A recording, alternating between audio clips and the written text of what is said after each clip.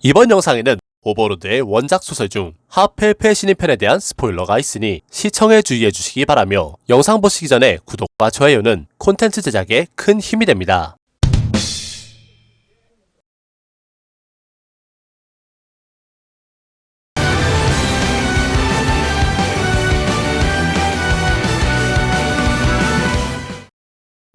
엘프들과 함께 나자릭의 구계층 식당에 도착한 아인즈와 아이들. 식당의 외견은 학교의 급식소 같은 이미지를 모티브로 만들었으며 평소에는 메이드 부대를 중심으로 9계층과 10계층의 서번트들이 사용한다고 합니다. 그리고 그런 식당에 나자릭 지하 태분묘의 주인이자 지구의 존재인 아인즈의 등장으로 인해 식사와 수다를 즐기던 메이드들의 분위기는 순식간에 긴장과 호기심으로 돌변했는데요. 아인즈는 자신을 신경 쓰지 말고 식사를 계속하라 말했지만 들려오는 것은 무거운 침묵 속에 식기들이 부딪히는 소리였습니다. 아인즈는 멋쩍음을 뒤로 한 채 자리에 앉으면서 아우라와 마레 그리고 엘프들에게 합정을 권했는데요. 누가 아인즈의 정면에 앉을 것인가, 나자릭의 모든 이가 선망할 주제를 두고 엘프들은 서로 심각한 고민을 하고 있었으며 이에 아인즈는 가장 소심하게 행동하던 엘프를 자신의 정면에 앉도록 지정했습니다. 이후 아인즈는 자신의 뒤에 서 있는 류미엘에게 식당의 이용 방법에 대해 설명을 들었는데 점심시간의 식당은 기본적으로 뷔페 형식이며 런치 메뉴 중 한 가지를 고를 수 있다고 합니다. 류미엘로부터 메뉴판을 건네받은 아인즈는 아우라들을 향해 돈카츠 덮밥을 먹어본 적이 있느냐 물었는데 아우라와 마레는 먹어본 적은 있지만 이름은 몰랐다. 엘프들은 먹어본 적이 없다라고 대답했습니다. 때문에 아인즈는 메뉴를 통일하기로 하였으며 고기가 들어간 메뉴 중 햄버거 정식을 인원수대로 주문했는데 언데드인 자신은 식사를 할 수 없었으니 형식적으로나마 커피 한 잔을 주문했습니다. 주문 리스트를 받은 류미엘은 주방으로 가 일을 전달했는데 주문을 받은 주방 쪽에서 갑자기 소란이 일더니 그곳에서 한 명의 서번트가 아인즈를 향해 걸어왔습니다. 거대한 도축용 부엌칼을 지녔고 중화 냄비를 짊어졌으며 딱 보기에도 돼지라는 인상이 가장 먼저 떠오르는 나자릭 제9계층 식당의 영역 수호자인 시오우츠 토키츠가 아인즈들의 앞에 등장했습니다. 시오우츠는 총 레벨 78의 오크의 근친종인 오크스로 지구의 41인 중 한 명인 아마노마 히토츠가 만든 NPC이며 그는 평소 메이드 부대의 식사와 과거 아우라의 음식도 만든 적이 있고 엔리와 운필리아가 나자릭을 방문했을 당시 이들을 위한 인간식 풀코스도 요리한 적이 있었는데 아무래도 장소가 나자릭인 만큼 플레이아데스 중 솔루션이나 엔토마를 위한 인간 요리도 곧잘 만든다고 합니다. 시오우츠는 아인즈의 앞에 한쪽 무릎을 꿇으며 지구의 존재에 대한 예의를 갖추었습니다. 아인즈는 그의 인사를 받아들이며 이 세계 전이 이후 두 번째 대면인지라 처음 봤을 때보다 조금 말랐나 싶은 생각이 들었는데요. 이에 시오우츠는 아인즈님께서 그렇게 생각하신다면 틀림없이 그럴 것입니다 와 같은 대미몽식 대답을 내놓으면서 주문 리스트에 아인즈 몫의 음식이 없음을 지적했습니다. 아인즈는 자신의 특징 때문에 식사가 불필요하다는 점을 말하려 했지만 시오우츠는 그렇다면 눈과 코로 즐길 수 있는 요리를 하라는 말씀 으로 받아들여 금방이라도 주방으로 돌아가려 했습니다. 이에 아인즈는 그를 붙잡으면서 자신은 식사를 하러 온 것이 아닌 이야기를 즐기러 온 것이니 이 마음을 이해해줄 수 있겠느냐 말했는데 시오우츠는 이번엔 그렇다면 이곳을 대절하겠나이다 라고 말하여 아인즈를 다시 한번 당황시켰습니다. 한 차례 헛기침을 한 아인즈는 사뭇 분위기를 잡으며 자신은 이곳에 평소의 경치를 보고 싶다 말하였고 이와 달리 뭔가 숨기는 것이 있기에 특별함을 추구하려는 것인지를 물었습니다. 아인즈의 말을 들은 시오우츠는 얼굴색을 바꾸면서 자신은 하늘의 맹세코 지구의 존재이자 자신의 창조주인 아마노마 히토치님의 맹세코 숨길 만한 일은 단 한 번도 한 적이 없다 말했는데 당연히 이를 알고 있던 아인즈는 자신의 말을 취소하며 그의 충성심에 대해 사과하였고 그저 한 명의 손님으로서 평범히 대해주길 요구했습니다. 시오우츠는 결국 아인즈의 요청을 받아들이며 요리를 진행하기 위해 주방으로 돌아갔습니다.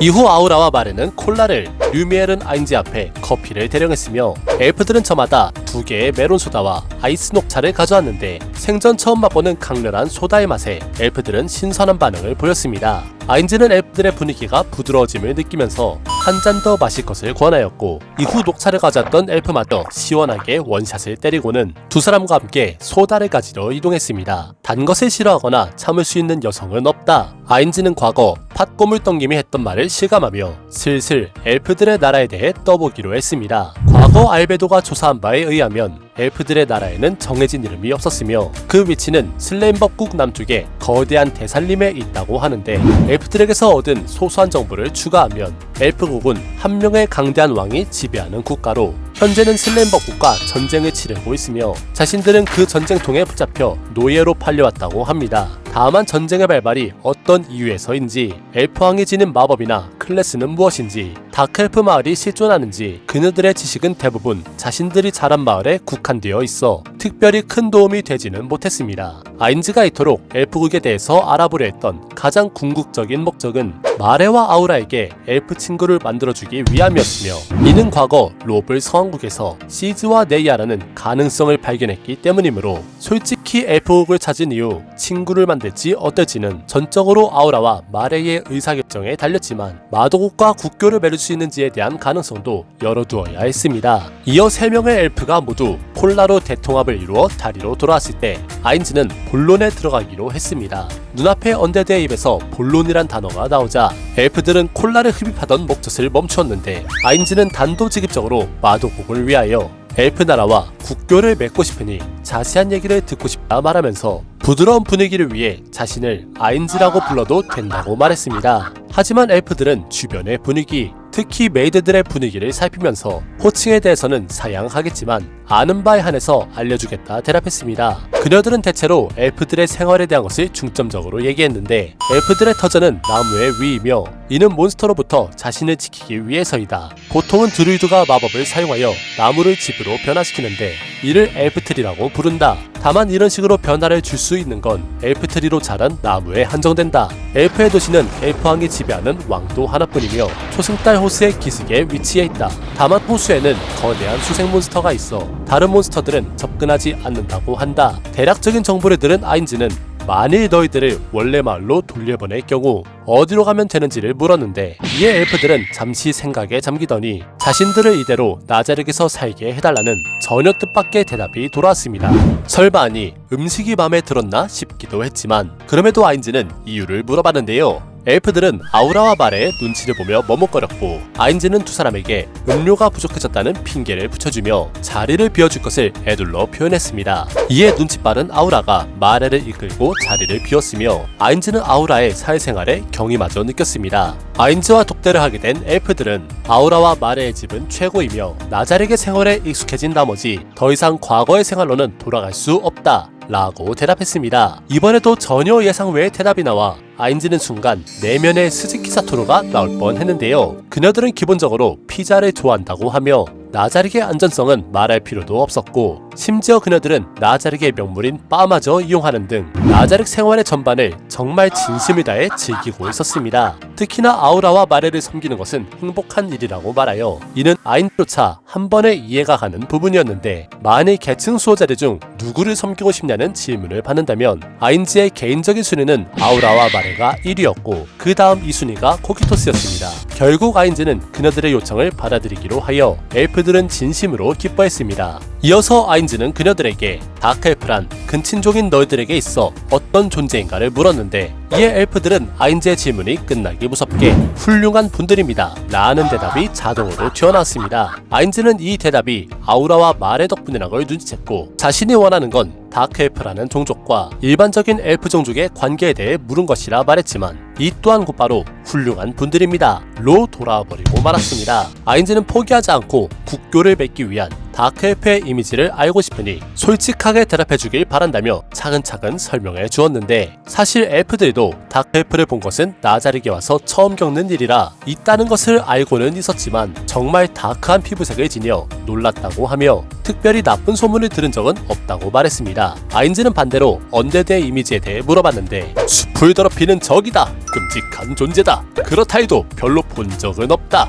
라는 솔직해도 너무 솔직한 즉답이 돌아와 아인즈는 자신이 전면으로 나설 수는 없음을 뼈저리게 느꼈습니다. 국교를 맺는다 하면 기본적으로 외교관을 보내야 하는데 마도국의 인간들 중 신뢰할 수 있는 인물이 없다는 부분에서 아인즈는 작은 아쉬움을 느꼈습니다. 그렇다면 외교를 위해 무엇을 할 것인가? 범죄인 아인즈는 우선 선물을 떠올리곤 엘프들이 가장 좋아할 만한 선물에 대해 물어봤습니다. 엘프들은 기본적으로 의식주 중 가장 민감한 식량과 약초 등의 관심도가 높았는데 옷이나 주거는 드루이드의 마법으로 해결할 수 있다고 하여 위그드라실의 드루이드인 마레와는 큰 차이를 보였습니다. 나자릭에는 없는 기술력이라는 점에서 이는 다른 길드 혹은 전이자를 상대할 때 이점으로 작용될 수 있었고, 아인즈는 과거 드워프 왕국에서 술이 통했다는 것을 토대로 이번에는 음식을 이용하는 것을 구상해 보았습니다. 시간이 지나자 아우라와 마레가 돌아왔고 다크엘프의 마을로 향한다는 얘기로 진행되어 아인즈는 두 사람에게도 도움을 받기로 했습니다.